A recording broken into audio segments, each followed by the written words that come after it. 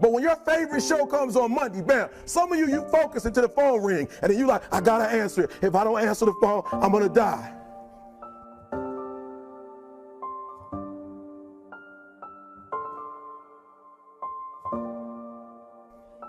I'm saying to you today that there are some of you, if you give up your cell phone, you would be successful. But your cell phone is more important to you than your success. I'm gonna say it again. I'm gonna hurt somebody. I'm gonna hurt somebody. Some of you need to give up your cell phone because the time you spend on your cell phone could be used for your success. The time you could be using to be successful, you're using it on the cell. And the cell phone is not bringing you nothing but a bill. And somebody has told you you couldn't live without it. I'm talking about going deep now, giving up stuff. Watch what it says. To be able at any moment to sacrifice what we are for what we could be. I don't do well in math. You're right. You ain't never studied. I'm not good at writing because you have never written before.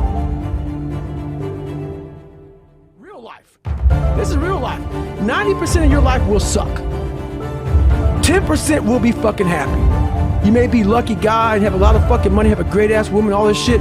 Trust me, one-on-one with that fucking guy, he's missing something. His life still sucks because he hasn't faced something that bothered him his whole fucking life. Something is still eating that motherfucker up. Almost everybody. Everybody. Eating you the fuck up. But maybe you found a good way, how I did growing up, on how to ignore that voice that's saying, you ain't facing some shit. And I said, the first thing I gotta start doing is facing every fucking fear I have. No matter what the fuck it is, man. You can help yourself get through the times that suck. Real life. This is real life. 90% of your life will suck. 10% will be fucking happy.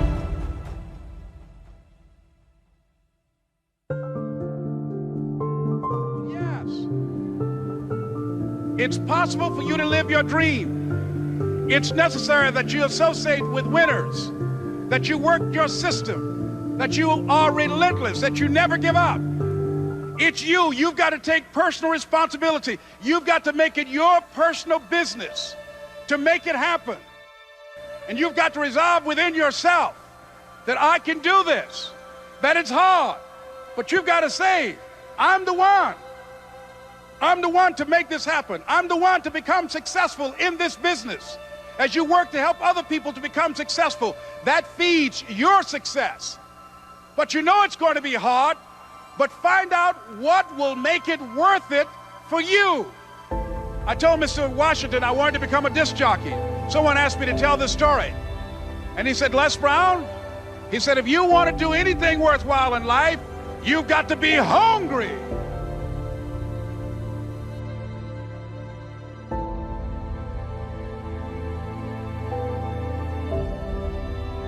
Telling myself.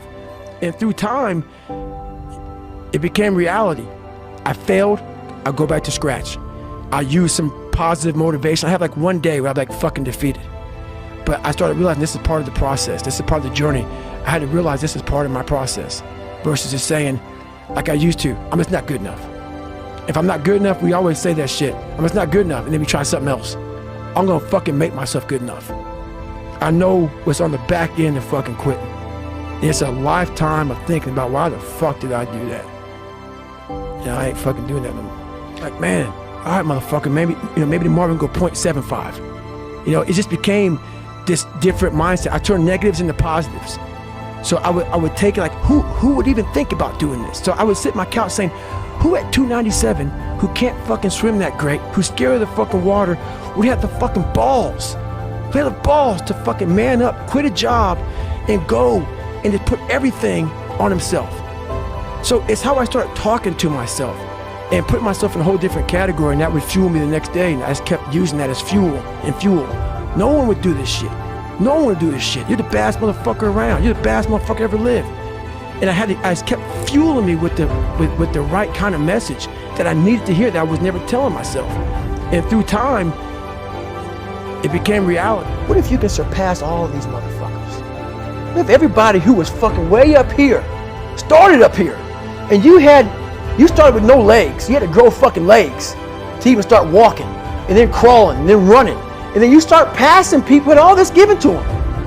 I had to use all this negative shit that was making me weak and horrible as a person. I had to use this as the power that now fueled me. I had to flip it on its head and say, hold up. This might be exactly what I need. The darkness is exactly what I need. It's how you look at your situation. How are you gonna feel, man?